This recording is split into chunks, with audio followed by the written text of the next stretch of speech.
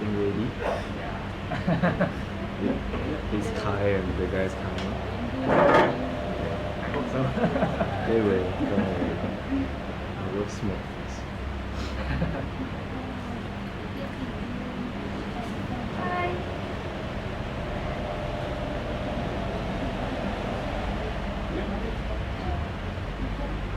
I will very briefly Artist In Residency Program. Very small, very few people.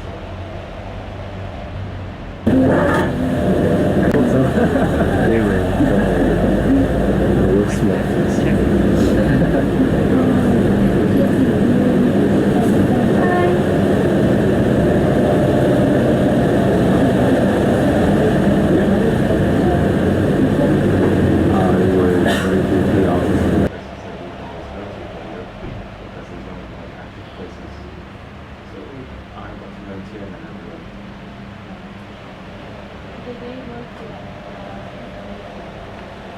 Mostly they work out of, but they don't have a formal space these days.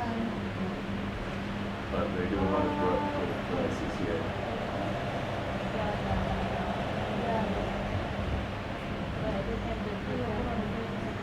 They were in India.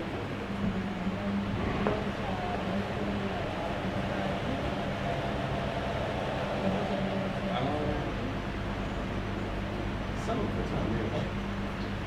But not exclusively.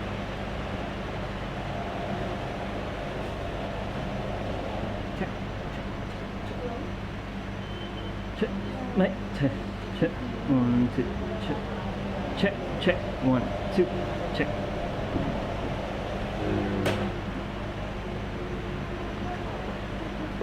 I don't remember now, but I can find out.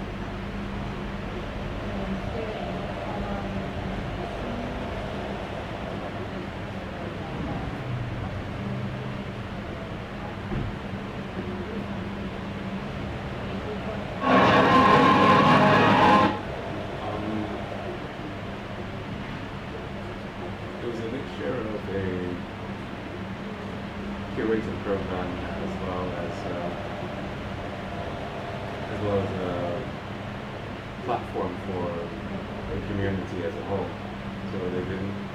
There was Coast Museum and there was food free, and then there was some places on the upper levels that they rented out for things. So one day there could be a vegetarian society fundraiser, then the next day could be a flea market, and then it could be a curated exhibition. So it was a mix of various things.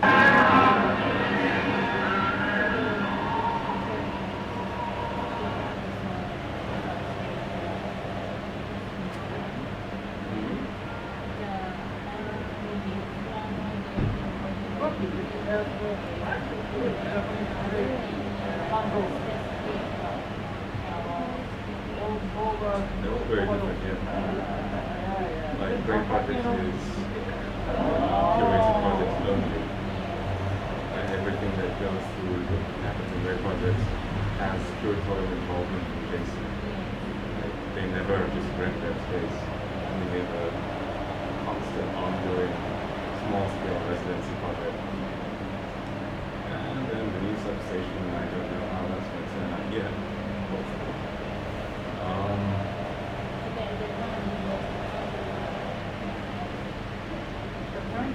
Yeah. I think at that time it was near the last few years of Wang Choi. So it was actually quite slow, if I recall correctly. Because with Wang Choi and Lucy, I think there was some separation of focus. Sometimes they're just focus on the activism side of things.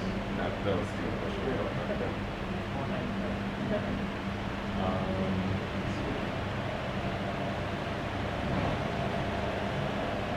There was the Sculpture Square, and for a while there was PKW as well.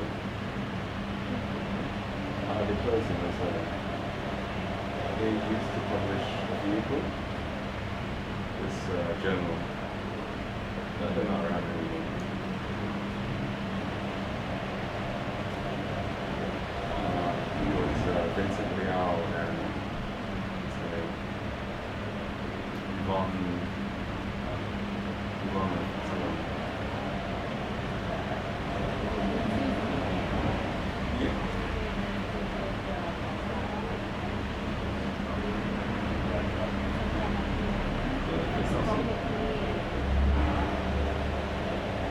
There's not so much niches in them as much as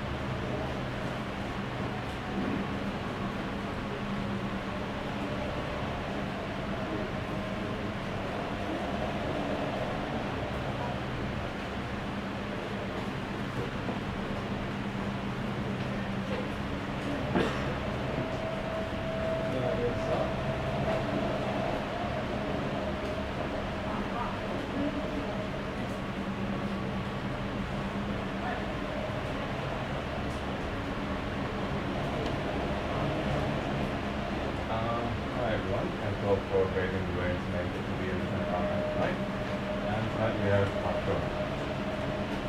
Yay!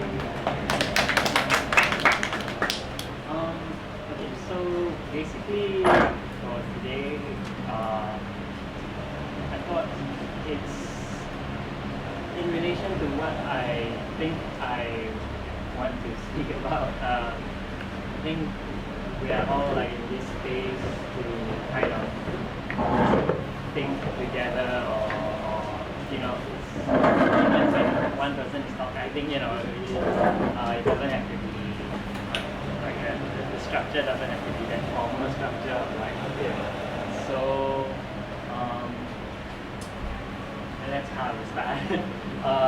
And basically some of the things I'll be touching on today would be starting with the city of Toride, and that would be where I did a short residency program, as part of a short residency program at Toride City. And then I'll move on to talk a little bit about the Haisyakkei, which is the venue of the residency. It's like a gallery art space in Toride City. And then I'll move on to the work that I was trying to do there, which I mean later we'll go on to that. It's just image haiku sequences, and moving on to thinking about media, and then possibly moving on to thinking about community and having everything bleed over into each other. Yeah, so I guess I should just make a short introduction about myself. It's a very short introduction. Basically, I am based in Singapore, and I am an independent filmmaker, and currently I'm trying to play around and think together with other artists, other people, or just everyone, and to see what possibilities there are. And I just chose the moving image as a primary medium. So to start, Toride City, as you'll see in this video, it's a small city, and let me preface everything by saying that if everything would be from my point of view, so please correct me as and when I get something wrong. Yeah. And so Toride is a small city just outside of Tokyo. It's a 40-minute train ride, about 40 minutes train ride from Tokyo, and it's generally like a quiet suburb, from what I understand. And there's like a branch of the Tokyo University of Fine Arts that is situated there. And mainly it's like a bedroom community where most people live and commute to work in Tokyo with cheaper rental and stuff. So yeah, mainly I guess it's made out of like elderly, because also young people who grew up in Toride moved out to Tokyo, and then made up of the bedroom community and some students from the university. So I will just play a short segment of this video so you get a general visual idea of the place.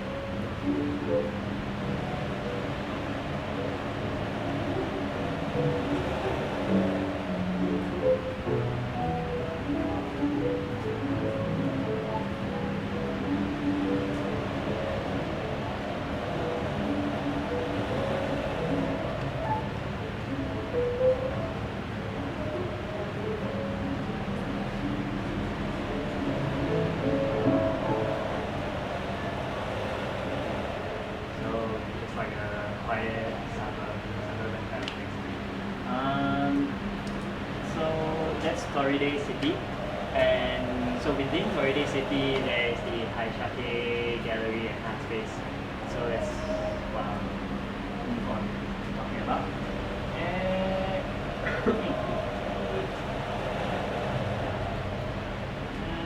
I'll just introduce you a little bit. So the Haisyakkei is like an artist-run gallery and art space in Toride City, and it is it's a group of artists who have collectively like rented the space and also renovated the space after they have rented the space. They collectively renovated it and to create the current gallery art space. And I think this was like 2012, 2013, so it's been running for two or 3 years. And Haisyakkei is actually the name of the first exhibition that they had there. It means something like borrowed landscape, I think. Yeah. And this idea of borrowed landscape, I think it became clearer as I looked through some of the previous exhibition flyers that they did, like Haisyakkei, and then Haisyakkei. So there were 3 iterations of this exhibition, and they had this little English translation, kind of like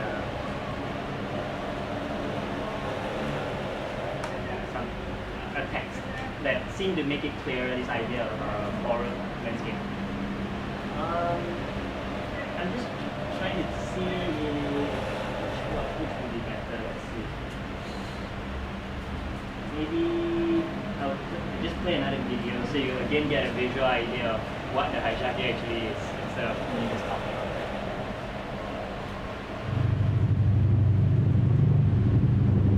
This is the space. Here's the interior.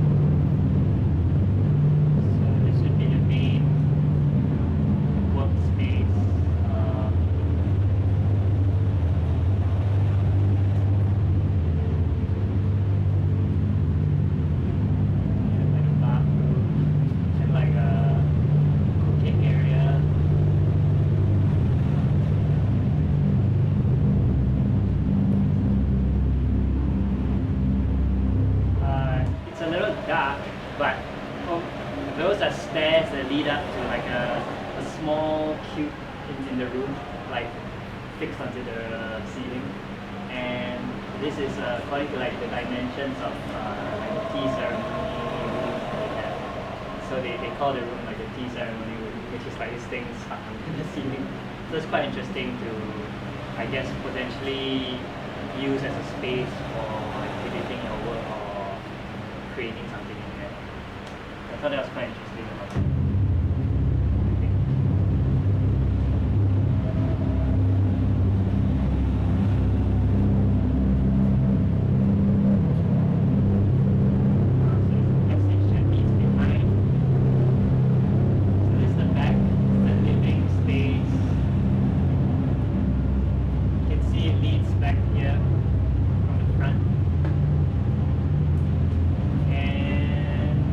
This would be like where you would stay at if you did the residency there. So it's there's like a bunk bed and there's a room.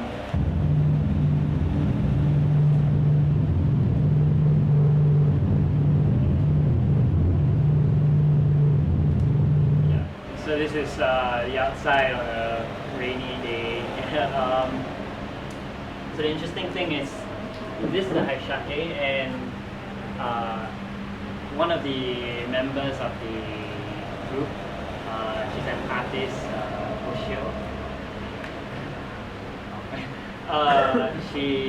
that's her house, so she lives like right in front of the Haisyakkei as well. So they have like sometimes they hold events like in the garden space.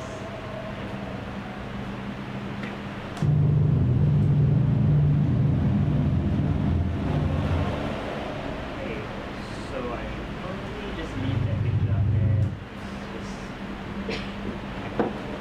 So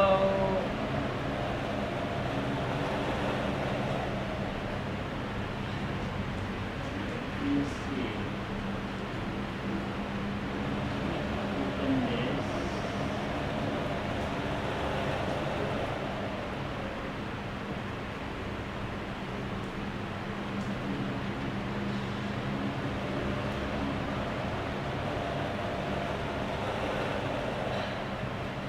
Okay.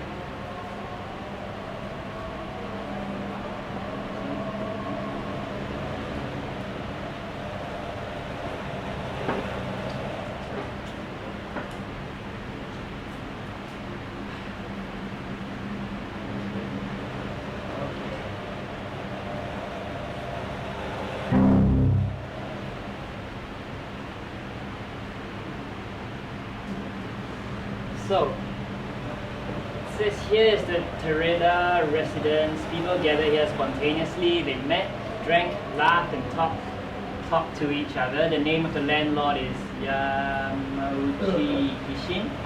Parasite resides in it, whose name is Abe Niobo. Okay, I'm not going to try to. I'm probably pronouncing it wrong. So Yamauchi started calling this place a love, and they have this strange Ukrainian folk tale, and this was the first Haisyakkei exhibition after they had built this space. So let's try to speed through that. So the snowy day in the forest, old man with a puppy lost a glove. A mouse came in the glove and said, "I'll live here." And then a frog came along and said, "Let me in."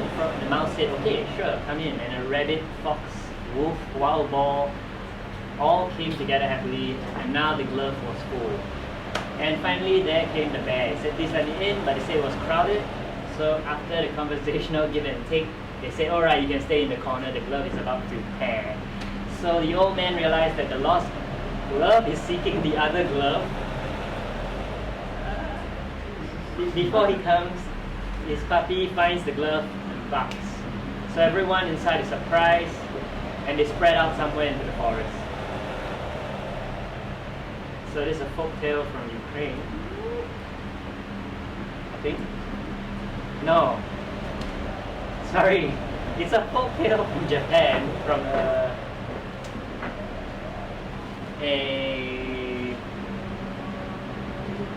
place in Japan.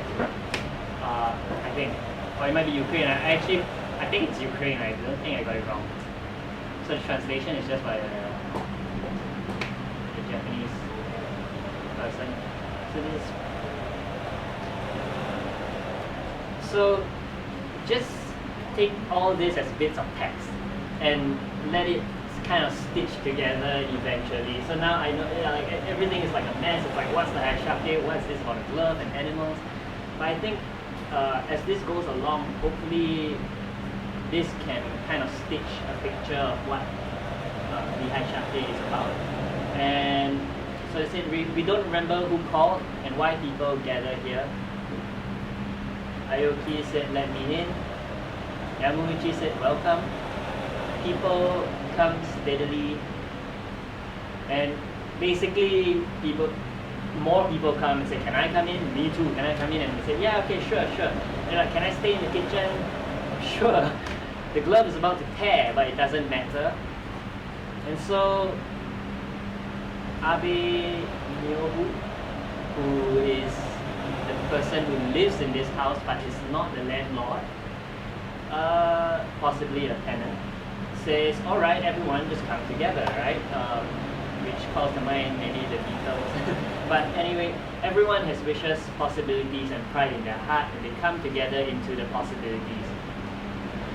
Wandering around the city of Toride. So in the Torada's residence, the wishes of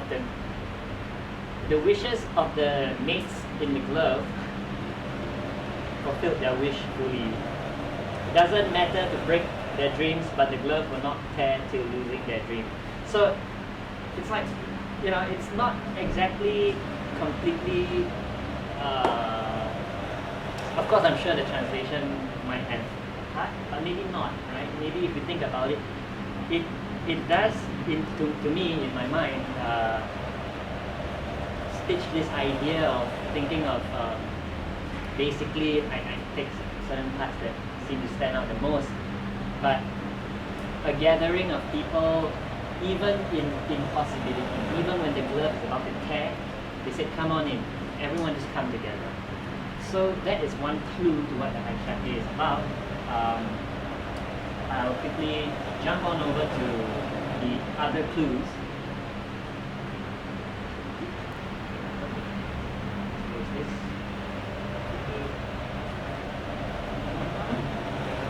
There it is. Okay, and this is the second exhibition. And once again, there's a text over there. This was in 2009.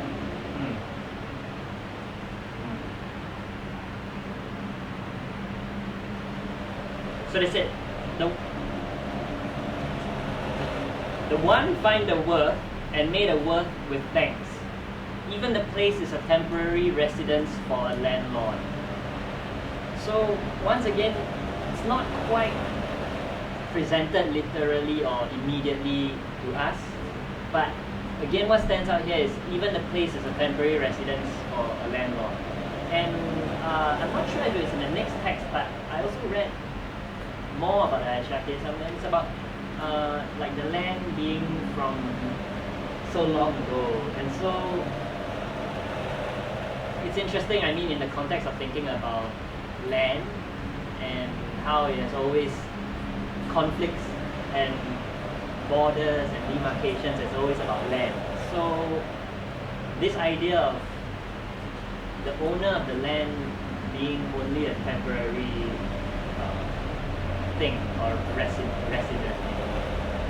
is quite interesting in regards to the Haisyakkei and what they're about. This one is just a very short text. I mean, okay, there's this bottom area where it says there is a box here, and if you look at the Haisyakkei, it's very interesting. Look, this picture doesn't do it justice, but it does. We were joking over there. He used to call it like the transformer, because this door, like it swings open, and you can do stuff with it however you want to use it. And I'll show you pictures later where they dressed it up for certain events. And the idea of a box of space as a, you know, like a sandpit, like a box of ideas, is quite interesting. Let me get back there. So there's a box here. We meet people and spend a good time together in this box. It's simple, but you know, it seems to bring to mind some interesting ideas about what a space can be, instead of something so clearly defined. It might literally just be a space, and just like now, like we are just people in a space, and there's possibilities for ideas to cross over and be generated. So it said everything comes out from this box will be a piece of work, and it will have a spirit in it. It is my toy box. So once again, the idea of a toy box. So the last clue would be, and this was actually the first one I read, which is the last one. Okay. I may have gotten the, may have been 2010 instead of 2012. But anyways. Right, there it is. So see at night unique patterns of frosted glass and stylish flooring covered with the vinyl cross. Mr. Toride's house, built 33 years ago, shows us various traces of past inhabitants. we living here only for 3 years will renovate this house to make it more interesting, to open up more possibilities. We will start from here to make it more interesting, to open up more possibilities. We will start to change what is called art. This is our expressed determination. So, stitching together that strange story of animals in a glove and the previous one-line temporary residence and this, I think now there's a clearer picture of what the Haisyakkei is, and I like that. I like that idea of.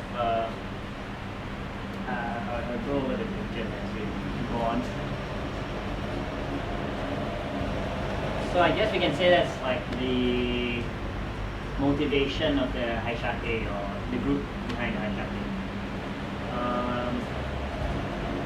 And so as I go on, let me just open up these pictures here. Okay.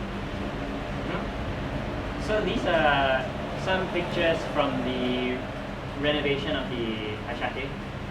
And what's interesting is they are both artists in the group. And so if you compare, I know it's hard to, it was just a video that I just played quickly, but this was the same space as the one in the video as they were renovating the space.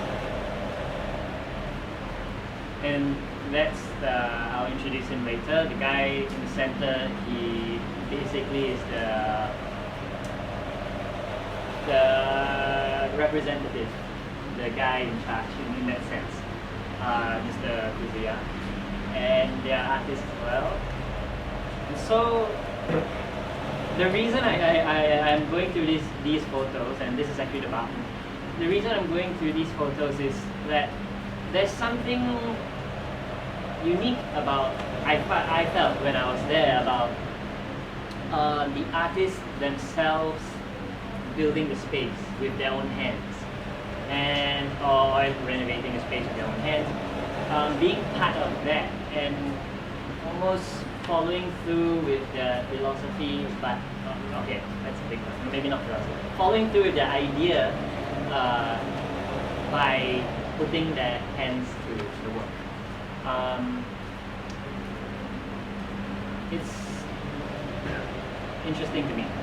So that was just there, and now I'll show you pictures from stuff they've been doing at the Haisyakkei. And here, so photographer presenting her works. This is like events that they hold. It's not exactly presentation of artwork, but like community events. Okay. So this space is very interesting. It really, to me, all these pictures remind me of the fact that they called it a toy box. Do anything you want in there, experiment. Oh wow. So this was when they invited, that's a guy from a workshop in town who spends his whole life building his truck with all sorts of gadgetry. And so they thought it would be interesting to have him present his truck in the front garden. And they showed me some pictures when I was there where the wall at the front was too large, so they had to break the wall down and then let the truck enter and rebuild it again later on. And so here are exhibitions that they hold in the space. So something that looks so bare at first, it's quite wild. This is the tea ceremony room, which is about this size. Yeah. And yeah, that's the opening wall on the front.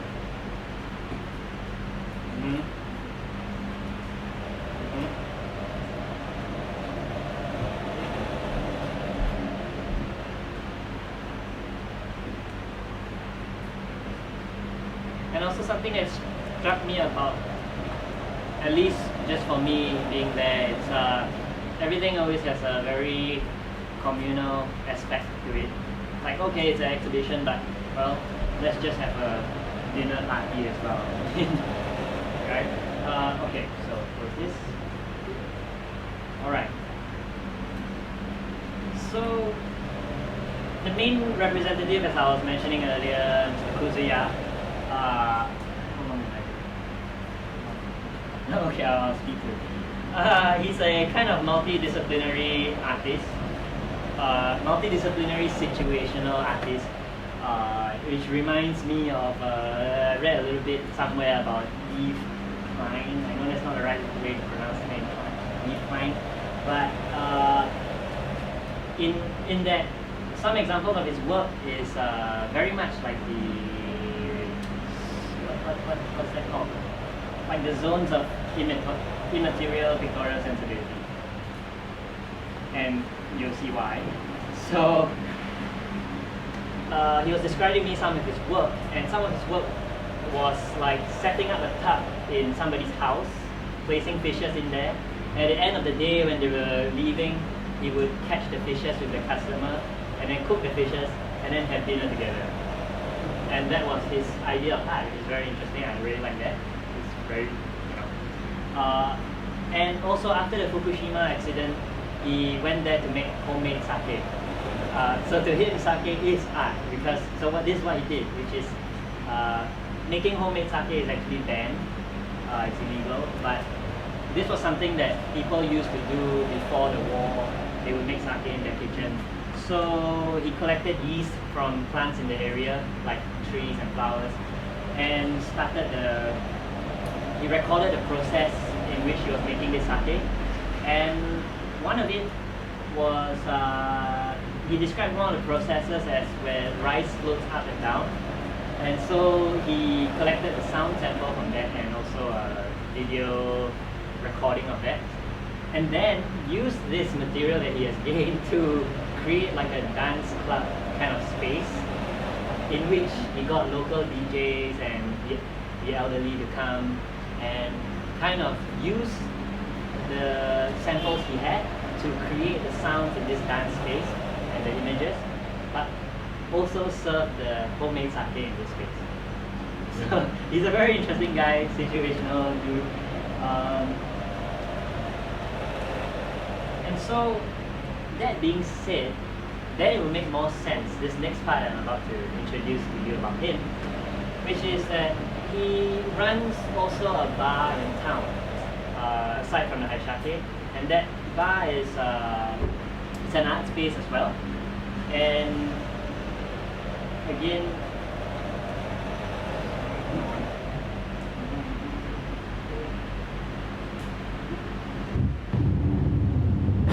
this is the bar's art space. So there's a space at the back where you can have exhibitions and whatnot, performances. The outside. Right. And this is like at night when people come over to the bar and hang out.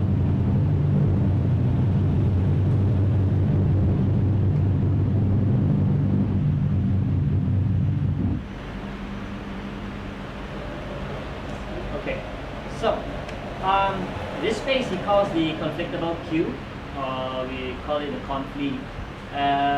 It's basically like an extension of the Haisyakkei, but also it helps as a business. So his idea is that he can use this space as a way to fund the Haisyakkei, and he had ideas to eventually, with the residency program, which he hopes to extend internationally back and forth.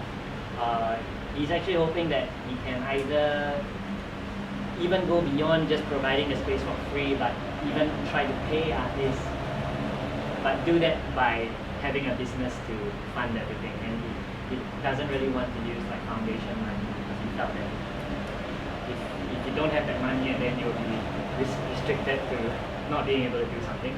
So he really wanted to create like a system that could be self-sustainable in that sense.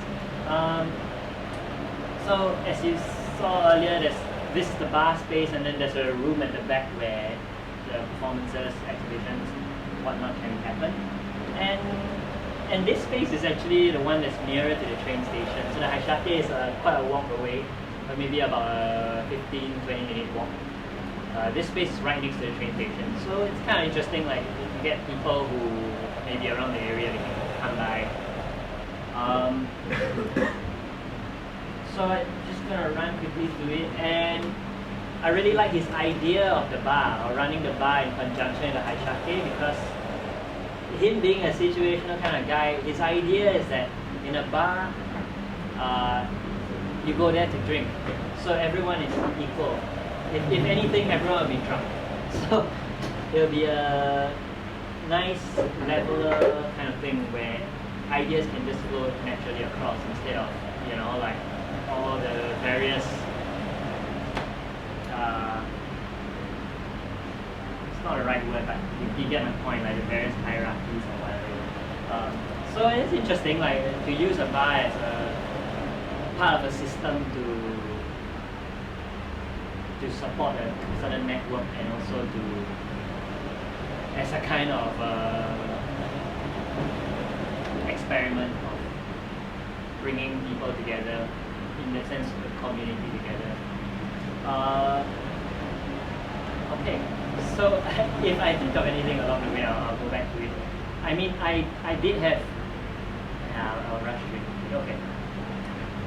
All right. So the next part.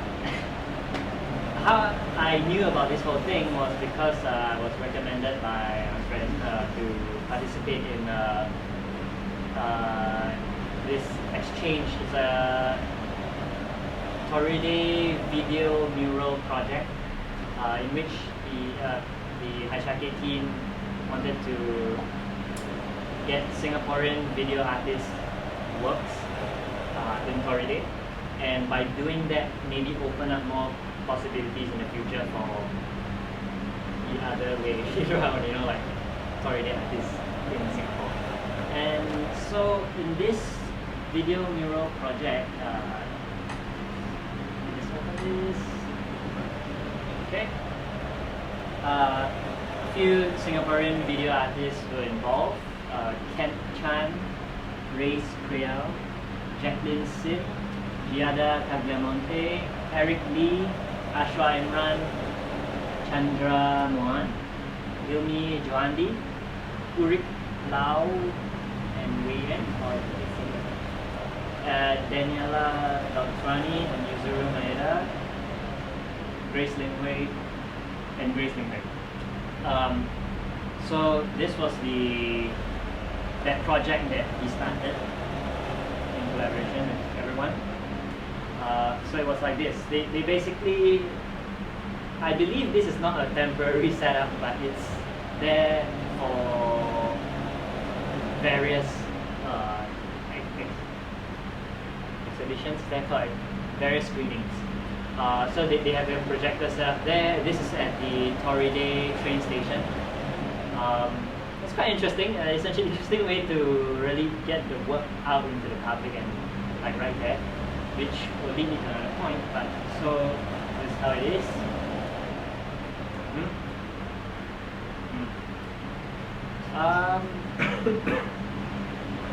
Oh man. Ooh. Okay. So lastly about the Haisyakkei is that this is something very interesting. I don't have pictures of their other work, but they have this collaboration with the City Council, and this is under kind of a separate group that they call the Toride City Mural Project, I believe, Mural Executive Committee or something. But they are working together with the mayor and the City Council to create these installations and screenings at various parts of Toride City. Like there's one where they did a giant mural right by the train tracks, so that's like maybe 3 stories and I don't know 100 meters wide. So it's really large, but it's again the idea of community here is very interesting. Where also it's not that the City Council is allowing them the space. It's more from what I talked to Zia about. It's more that the City Council went to them for help to please, we want your work there. It's not so much that they allow the work to be there. So that's an interesting dynamic that I feel has some relationship to Singapore's context in regards to work with city councils or government bodies. So I realized that it's been, I have to speed myself up. We can go back and forth as and when, and whenever I'm not being clear, it's just bring it up with the Haisyakkei. But basically, to wrap it up about Haisyakkei, I think it's quite an interesting project, quite an interesting space to be around and to make work based on community. So I'll move on to why I was there. So the intention for my residency at the Haisyakkei the intention was to create some work, but it was also not a production residency. So it was just on me basically. A project I was doing. Yeah. So as I mentioned a little bit earlier, what I wanted to try out there or try to develop was this idea of image sequence haikus. I'm not sure if I should show it first or if I should show it after. Maybe just so it's less more. I'll just show you what I will come up with and then talk about it. Maybe. Yeah. Okay.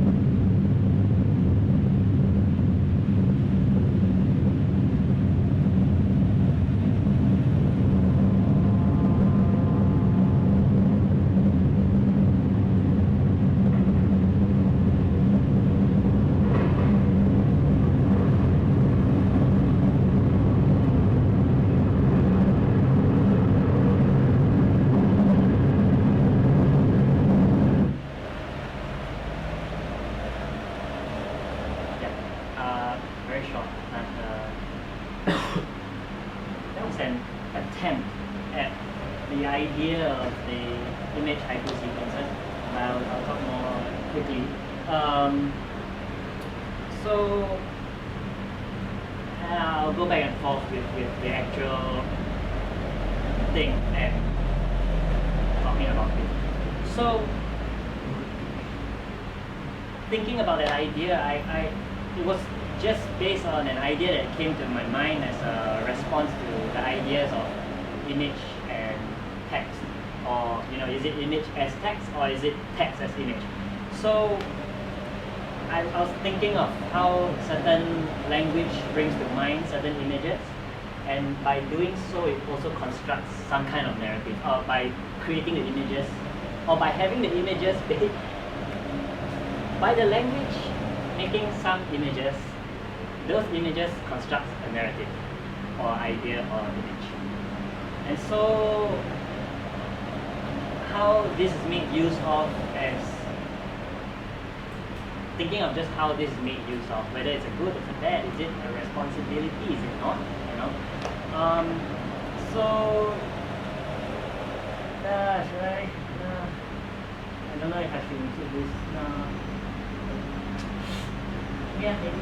I'm not sure if this relates. And I would try to, again, it's like the glove and the animals. I'm just throwing out images and seeing if they all stitch together somewhere. But I somehow thought of something that I saw before. This idea of a can of Coke. You know, like if you go for events, maybe school, what do you call it, open houses or something. So they got cans of Coke and they give it to you. And then because they gave it to you for free, there's a label there that says not for sale. And so this idea is something about this image and text thing where, you know, does it make this can of Coke very punk? Because, you know, it's not for sale, right? Or is that something to be said about the idea of punk as something that's mass-produced and marketed? Or Coke, you know, Coke as this industry, or the idea of, it's one of the main idea of this American industry, if I'm not wrong. So, these are some questions in my mind.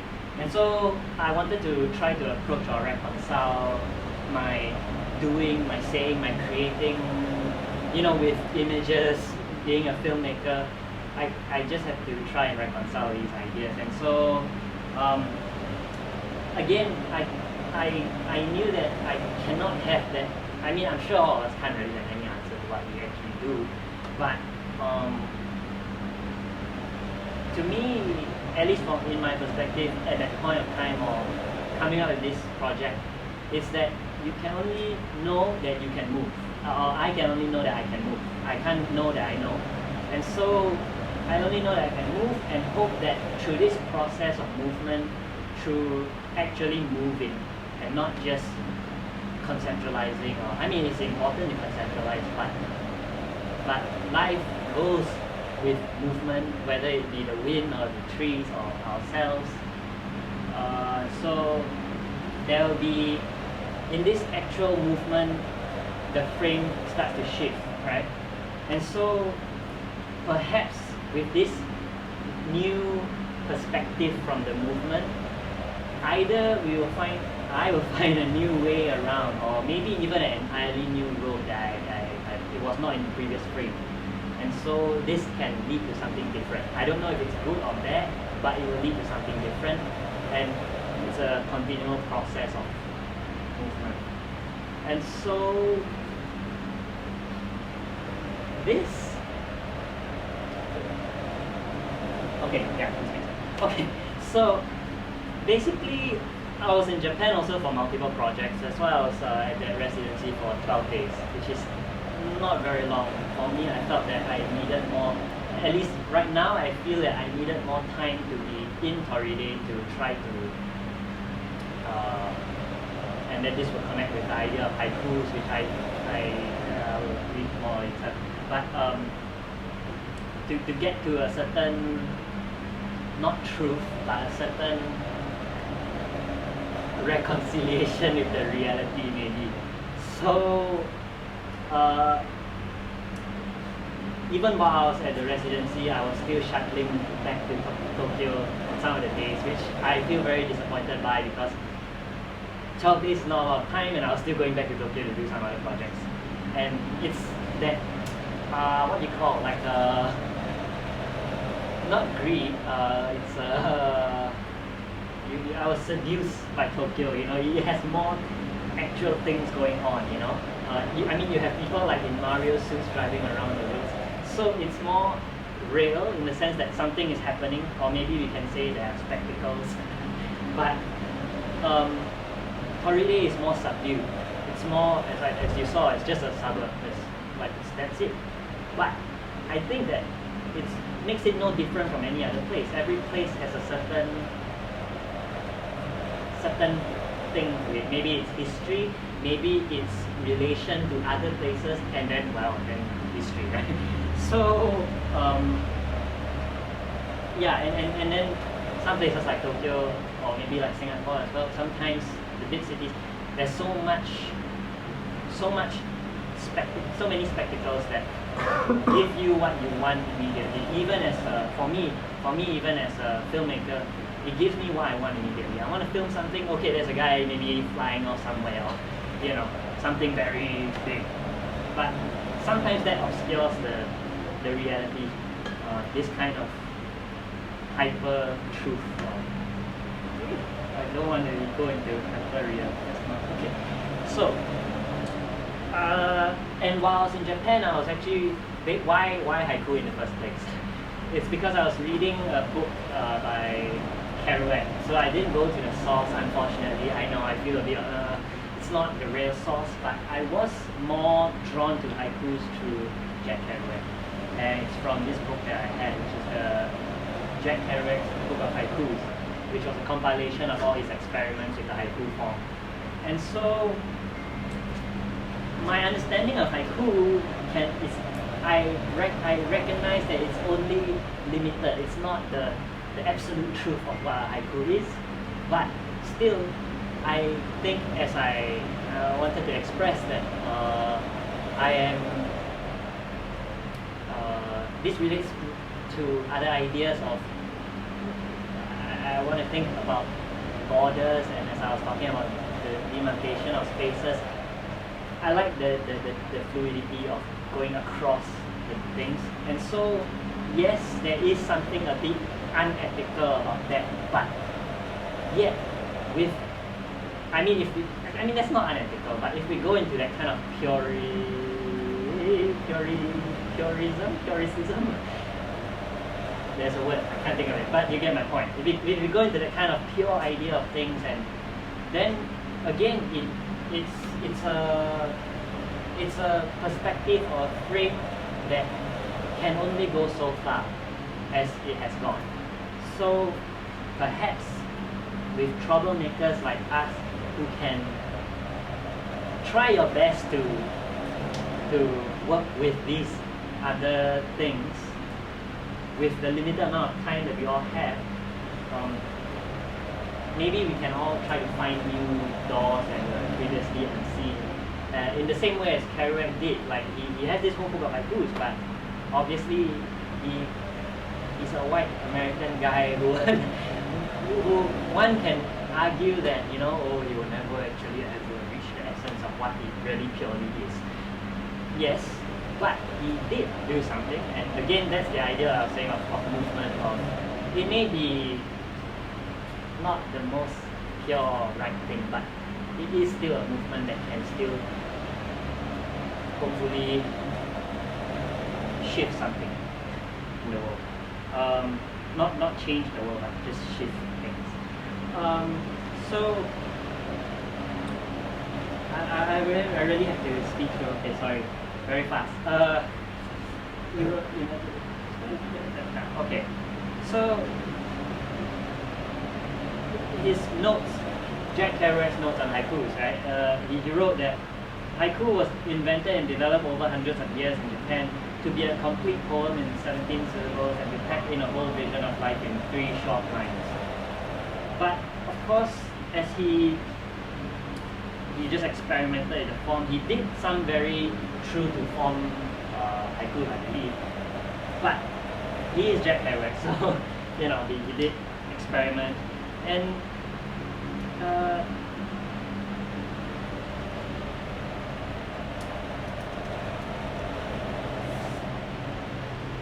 so I'm just taking bits of this is from the introduction. It's just explaining the context around which Kerouac was experimenting in haiku. So let's start here. It says, seeking visual possibilities in language, Kerouac combined his spontaneous prose with sketching, a technique suggested to him by Ed White, a friend during his Columbia University days in the late 40s. Why don't you sketch in the streets like a painter but with words? So I really like this suggestion to him from his friend, but I was also thinking of, okay, so perhaps we can use that as a way to move forward with certain experiments for me in moving image. So why don't you sketch in the streets like a painter but with words?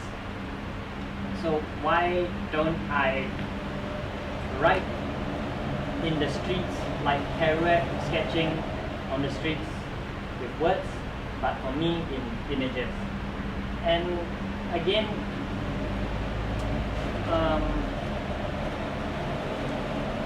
the idea of doing that is basically something that, funnily enough, I was just talking with someone about like last week about the constraints of our freedom. Like, we are free, we are bound to be free, so perhaps there's something we can try, but I mean, now with people doing like sidewalk stuff, we can try, but there is also the reverse of perhaps creating boxes, and again, maybe like Haisyakkei, toy boxes, sand pits, but by creating a box, it allows us to go nuts in that box. Or let me just try to say it clearer. We are free but ever bound by our subjectivity. So forms are just a box for us to represent this boundness that we are in. Right? Like almost looking at a construction of what we are part of. And so by doing that, maybe by constructing within this box that we choose, then we can give new form to what exists in a different way.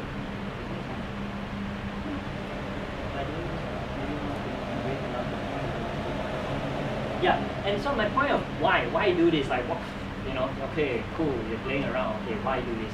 I think that why do this in the sense of in this sense of taking a literary form of text to transpose that. It's not really a transposition, but it's using the same form with another form, right? So by doing this, it it maybe more clearly or in a new way allows the aspect of whatever situation that we are aiming at to cut through more clearly than even how it's presented. When I say a house, we all our brains think of a different house, but I don't know, like if we express this idea of a house in a different form, maybe through the trickle of water down a pipe, then perhaps the idea of house completely shifts out of even what we expect to be a house. Okay, but why do that again? It's like, okay, why?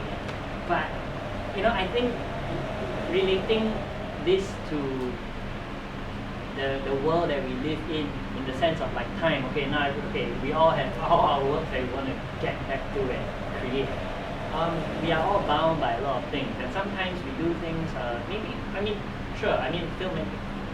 sure every artist will know that. There are some things that we do, it's like, okay, I need to earn some money for this thing, so I'll do something that I want to do it for money.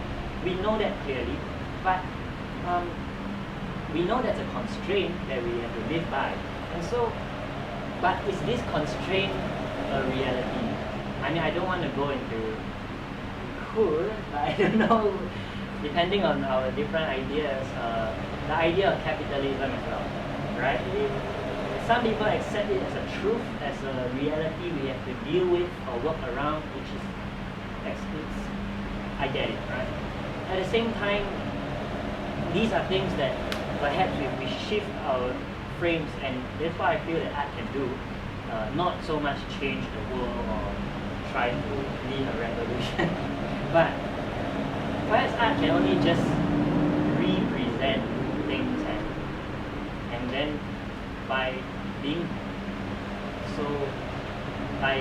looking at things in a new light or a new lens, then the limits change. What seem to be limits can become possibilities. And somehow this relates to the haiku. So, suburbs, this was not intentional, but it's interesting that Toride is kind of the suburbs and kind of Kerouac is origin of the suburbs. So also, from what I understand, again, I won't fully understand unless I take more time to go and dive into it. But from what I understand, haiku takes into account traditionally nature, like the season, time, a simple object. There was I could, but basically things as they are, the isness or the dustness of everything. And it's not to be complicated, it's not to juxtapose, like, I think even the can of Coke is too much. It's too many ideas in that image. It's, at least from what I understand in this book, which, you know, it's meant to just observe things as they are. And yet, hopefully craft it in that way that that observation, that simple simplicity of that thing takes into account the beingness of everything. So I wanted to try to experiment with that in terms of image in a time where with the technology being more available now, it's cheaper. You can go out there, you work for maybe 5 months, you can get a cinema camera, and you know, before you know it, you can find your crew and have a video village. So, but that also creates a time when, I mean, it's not new. They were talking about TV in the previous few years, or how it's all, and now even beyond TV, we have like cloud, right? Like internet images. So I wanted to really try to, and I tried. I'm not saying this is the answer, but I wanted to try to see experimenting with images can hopefully do something.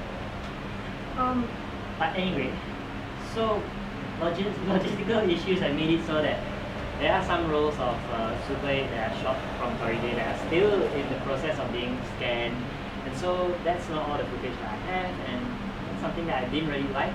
I would say that in this way the residency is a partial failure, but there is something to the failure because, again, as I mentioned, it was not a production residency. I wanted to experiment with this idea, so it's still something continually being developed, and I do think I will revisit and revise and try to simplify. I like, there was the last one, the third one in that series where I felt there was too much editing already. Even to cut to the baseball kids running in slow-mo, and then cut to a quick swing and cut back to the train. It's obviously these are the tools of moving image, right? And with haiku, isn't the point to be as simple as possible and to be concise and simple and not use the techniques, the usual literary techniques? So I felt that the last one was a bit too much, and that may be also a sense of why, looking at it may be like, okay, you put together like a cat and then boys cycling home. Okay, but I think that has something to do with the haiku, you know. Maybe in this age where one is expected to present a spectacle every time, right? Like, I'd rather watch 30 seconds of a guy being beheaded and then pain coming out of his mouth. You know, yeah, that has value, but I think it's different from what I'm trying to achieve with this project, which is, can we do that with images? Just present the dustness of it, and not do it in a documentary form, you know, or in the sense of a journalist, but more as a thought process or a reflection, maybe.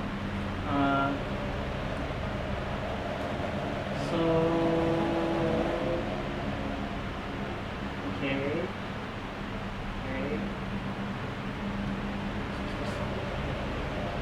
So I think basically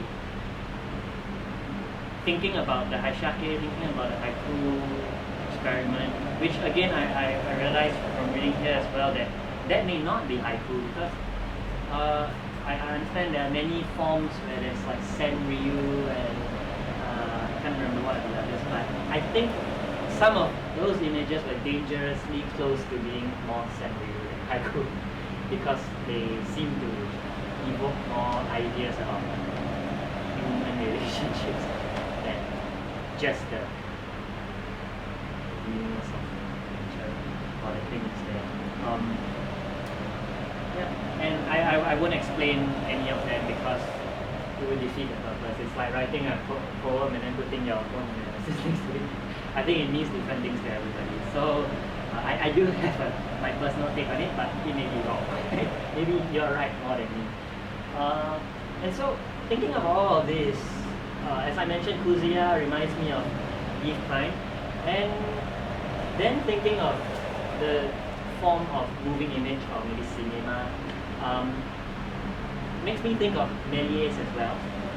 Why? Because both of them were magicians, and so relating that to the shifting of frames, perhaps, art is a kind of, not perhaps, but I think it kind of is, most people would say it is, it's kind of like a magic, right? But magic, not to say that, well, magic deals with illusions, but bringing up illusions can go both ways. It could be the illusion that we work under or the illusion that we present. Why? Maybe, I don't know, maybe we present an illusion so that we can re-look at our position in relation to other illusions. So, thinking of Eve Klein and Méliès and cinema, this is something that I was part of the process that I want to approach moving images with. Or I want to try to experiment with that. Maybe I would fail, but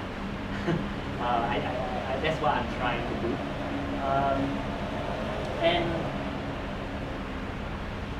And so that's about, I think for what I'm trying, that's about it, It's movement, it's representation, it's okay. So now we actually get to the last point, which is I will try to make some sense here with community and space. And so what I'm hoping to do is to basically meander my way through all these things and somehow see if there is a thread to everything, or create a thread to everything that maybe opens up more possibilities. So Kuziya speaks of the Haisyakkei. Kuziya speaks of the Haisyakkei as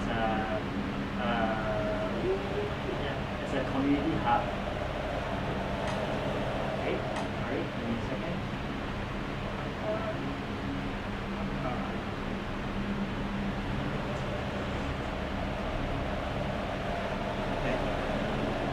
And of the conflictable cube, the bar, as a connection between people.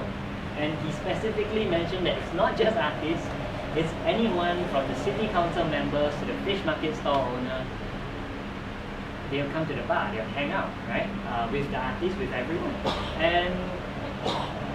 And he, in his work, he's also very aware of the problem across borders in other countries, in Singapore, everywhere, for artists to survive as artists, to do their work, because yeah. And so what I wanted to relate this idea of community with is something more, maybe more pertinent, more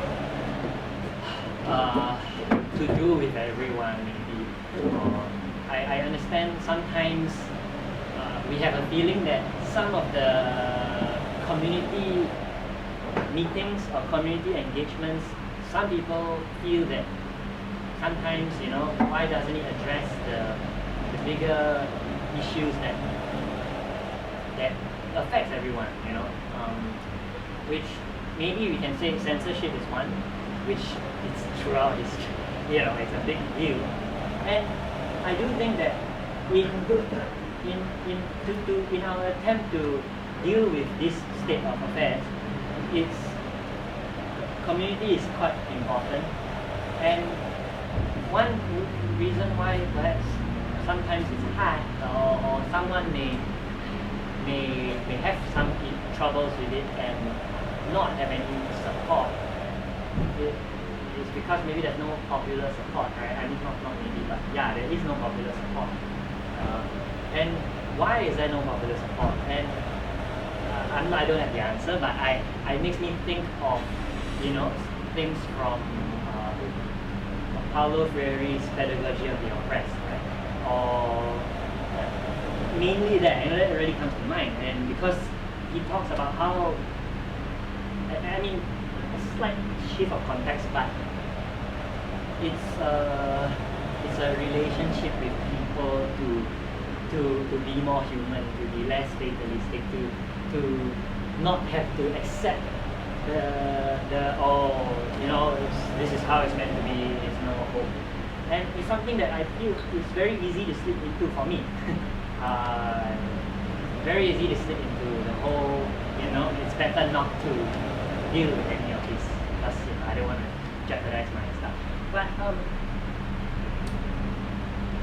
in that sense, popular support would not only come from artists, because I mean, even geographically speaking, they're so small, so the amount of artists here will also be accordingly downside, even in the world. So I think Kusia is onto something there when he speaks of the bar as a place of connection between people, everyone, and I think that is interesting to. He talks about how artists from elsewhere can come by the Haisyakkei, work together to help to solve some of Toride's things, or help Toride out. But I like that he was very clear on that, which is that he followed that up with saying that, okay, but by being able to do something here in Toride, perhaps we can show, or we can eventually, with this event, or not event, but with this ableness to do it, it can translate to other communities and other places and other countries as well, which I think is something that is interesting for every community and every community space.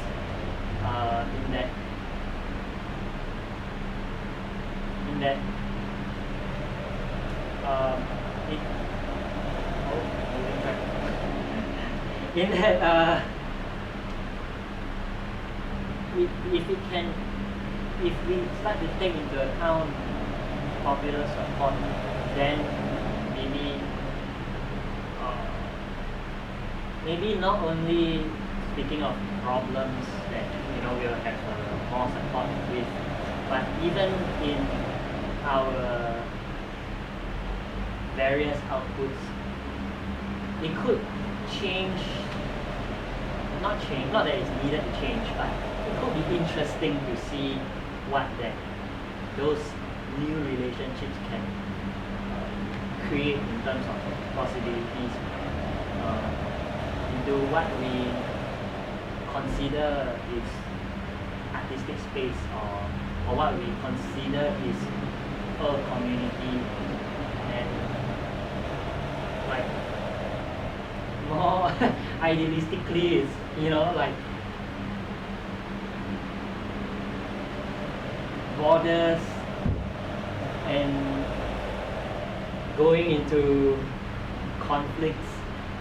These things can all change if we perhaps maybe from the art that we output, or from not the art but the things we do, or the creating of these spaces.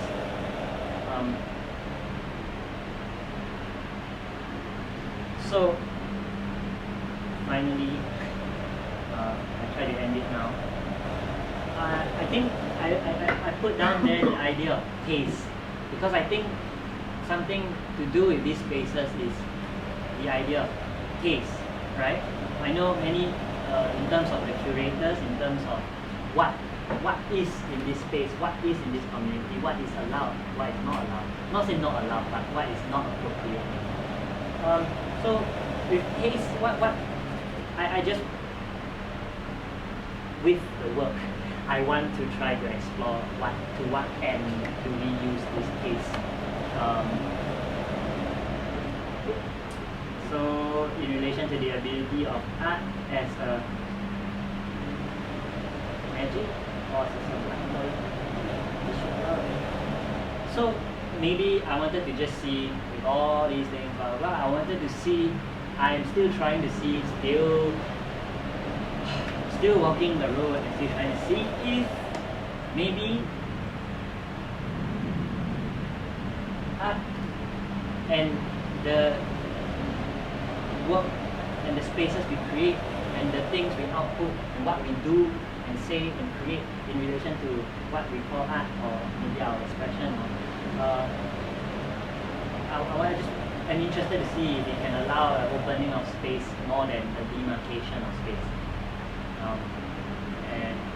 And if we can open that space, then perhaps then the idea of popular support no longer becomes whether people understand us or whether, okay, don't keep saying us, just keep this to myself. Whether people understand the work or whether there's a relation or a new dynamic being formed. Since in itself is visual. Okay, that's all. Basically, all these possibilities, these ideas came from this residency or just my continual process.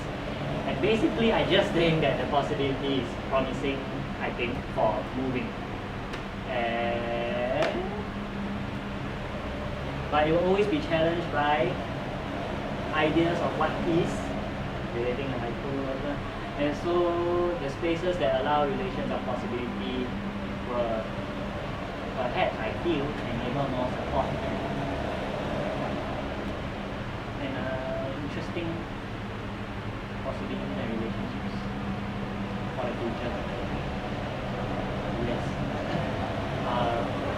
That's all. Sorry.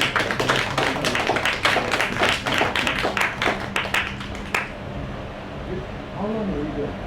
I was there for 12 days. 12 days. You were there for another residency? Earlier I was just there to do like projects in Mofilm.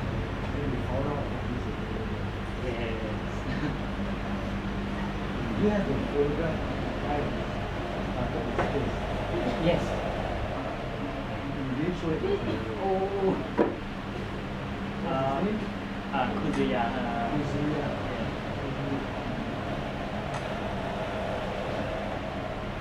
This is 4 hours outside Tokyo. Toride. About 40 minutes. Toride. Train ride.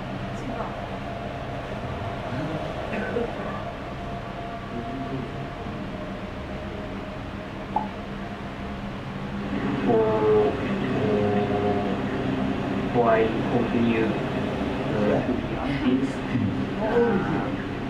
artist community, 30 plus.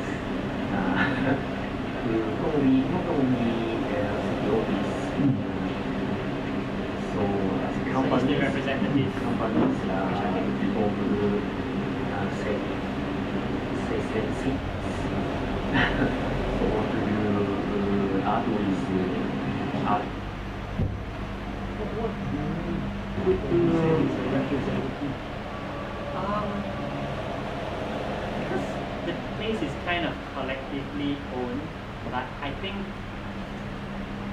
he does most of the like liaison. Yeah. So it's not his project at all. No, it's together with a group of artists. And not it's an NGO. It's like an art artist runs it. Yes. How many of them? I believe it's like 5 or 6 of them. And some of the members of the group are teaching in the Tokyo University of the Arts there. So sometimes they hold competitions for like the university students, and then we have the exhibition at their space as well. Yeah.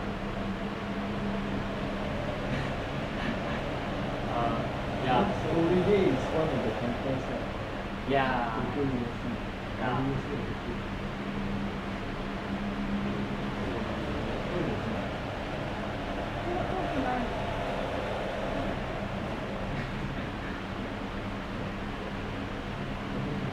Yeah, so I was thinking, your work, you actually made that piece, that particular piece of work that you showed just now, very short, because you made it when you were in this residency.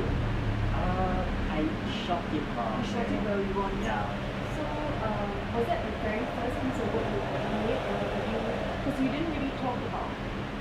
Yeah, you went straight into this. Sorry. Yeah, no, it was fine, but I just thought like I wanted to ask you that this work that you made before. Okay, Yeah, I do it. okay. Because you didn't really show. I thought it was very, I thought the little short piece that you did was very good actually. I don't think that, all the props, all the flaws that you were talking about earlier, I didn't really see that at all. But I thought that you could have developed it a lot more. I thought it's like the start of something. And there's this particular Spanish filmmaker, I can't remember his name, but he did this film called Construction, where I'll get the link once it to you, where he just filmed people in their baby habitats in this area of Spain that's getting demolished. So it sort of reminded me of what you're kind of doing, like, between the baby, like little things of life, and sort of little gestures and little movements. And I don't think it's very excessive about what you said about the cats, that part.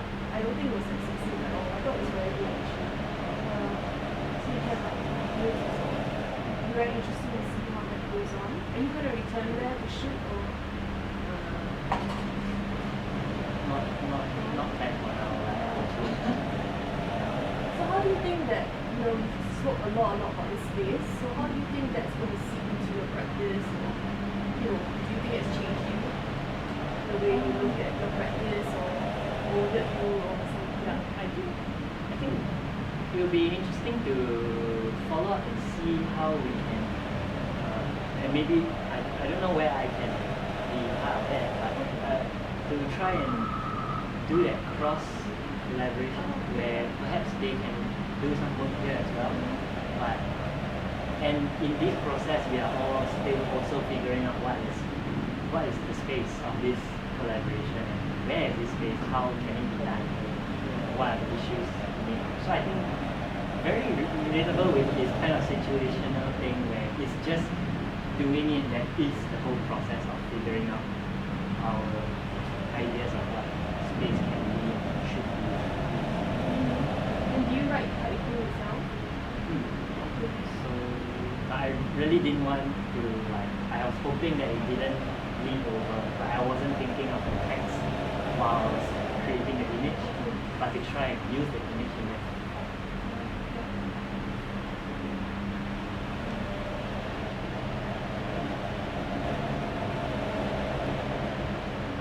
Earlier you mentioned shooting in secret and then scanning the negatives.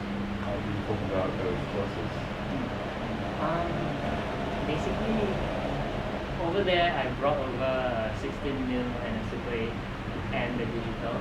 So it's really part of this other side of things where, again, I think there are so many things that I'm troubled by with media, even though I'm working with media, but the digital medium is something that really is good in the sense that we have all this potential and possibilities, but it has also created this culture of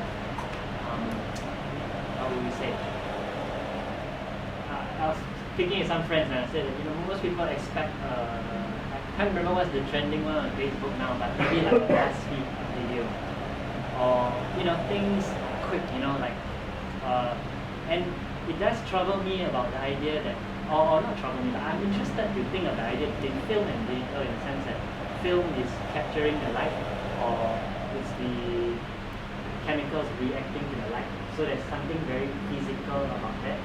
The space itself lends itself to the light there lends itself to the chemical process. But digital is like a reproduction with pixels, the light sensors. So and also the difficulty of film and it makes it more troublesome in a sense, but the images mean something more when it's more troublesome, which I know is also balanced off with cost of shooting film, which is another like, oh, it's so bourgeois to shoot film. So there's a lot of trouble with that, but I also wanted to do it and see what is this relationship between the images of all these various mediums, because if you scan it, it's still back to the digital file.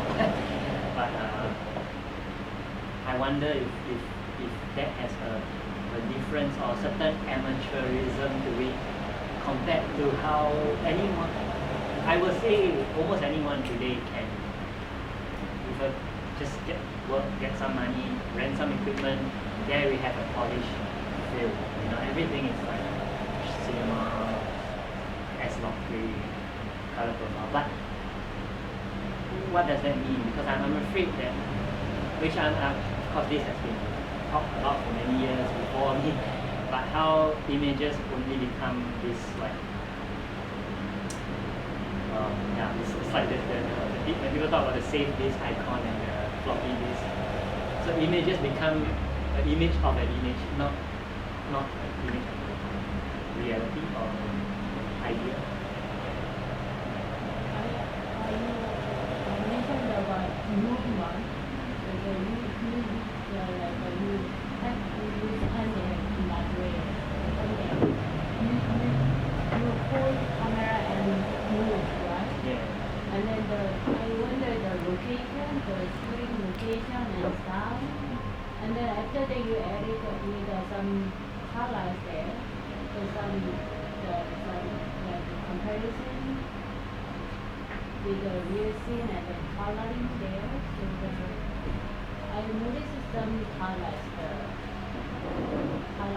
different highlights. Yeah. So what's the point of choose location, shooting location, and then sound related to the, and then you record the sound over there, or you just quicker like that, add the sound, or and then after that, what about the point of coloring? Each image, each clip has a different color. So what is the reason? I think the color just lends itself because I think because mainly I wanted to capture something as it is, but if there is a play of the color, then that is like how it So it's the real oh color. yeah.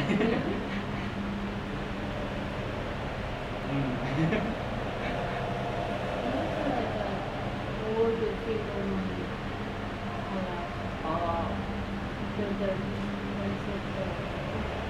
the boy, yeah.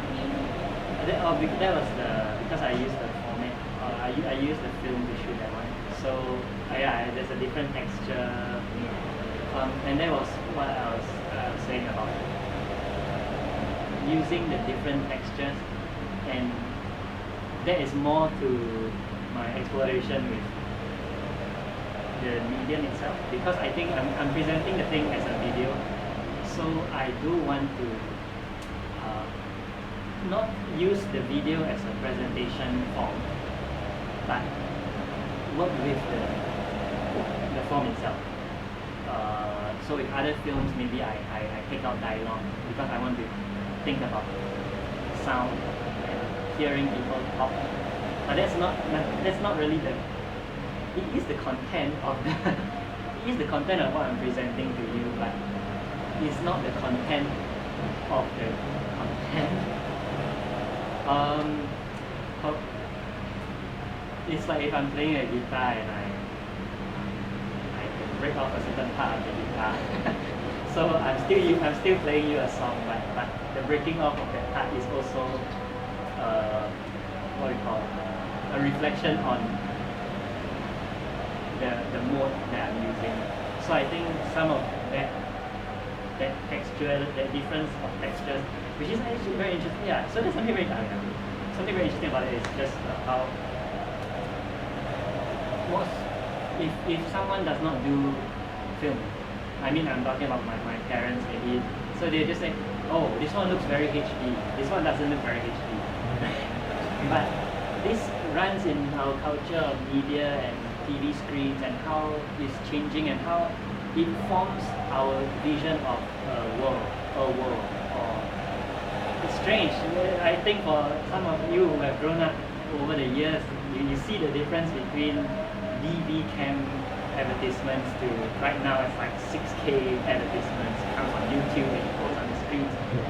So I think with people who work in the moving image, there is something interesting to reuse textures in the images instead of taking for granted that a digital image is an image is an image. Yeah. So it's a bit more like self-conscious thinking about the medium that one looks really. Do you see yourself as being use in Singapore, or do you think something specific to Japan? No, I think that is something that I am hoping can be produced anywhere, just the same as the haikus were, at least from what I understand. It's some people who just say, alright, I'm a poet, I'm a writer, we're just going to walk into the mountains and we're going to tell it as it is. So I think that's the interest. That's what interests me about the project, because even if I'm in Singapore, it's not like, oh, I'm bound by the state and but I think as with a lot of our work, maybe all it is just a reflection of what is. We are not proposing a solution, but what we do can be a reflection of the state of things. And maybe, yeah, in this sense, we definitely can work in Singapore as well. Actually, it won't be different in that sense, because it is only presenting what is. And so, in that sense, it will not be different. It will be different in terms of the images, but in that way, it relates nicely with haiku, which is to say that a frog and a well in the sky. That makes you think of life or rhythm. Maybe because of the frog's ripple, maybe it will describe things of rhythm, describe things of life. And in a simple gesture, it can make one think of the whole. And so I think in that sense, it's never really different in the sense that it's always one. It's always the darkness of what is. Maybe, yeah.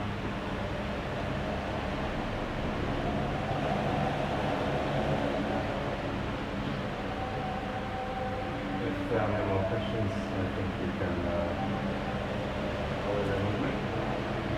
Yeah. And thanks for the presentation.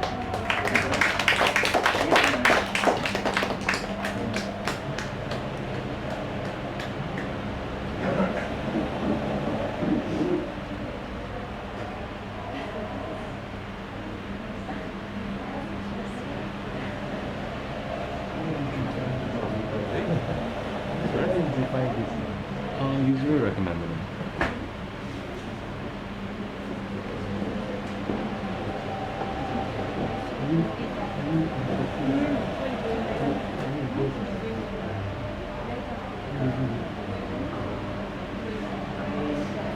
Yes, I was working in a production company for 5 You mentioned me. No, no, it's behind the new I like your presentation. Your philosophy. Thank you.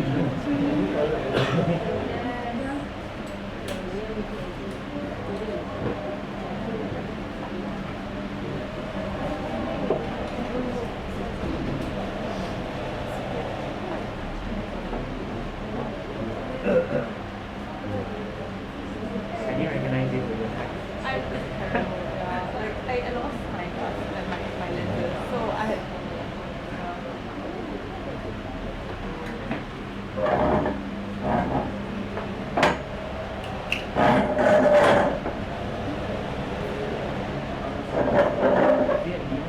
No, I haven't.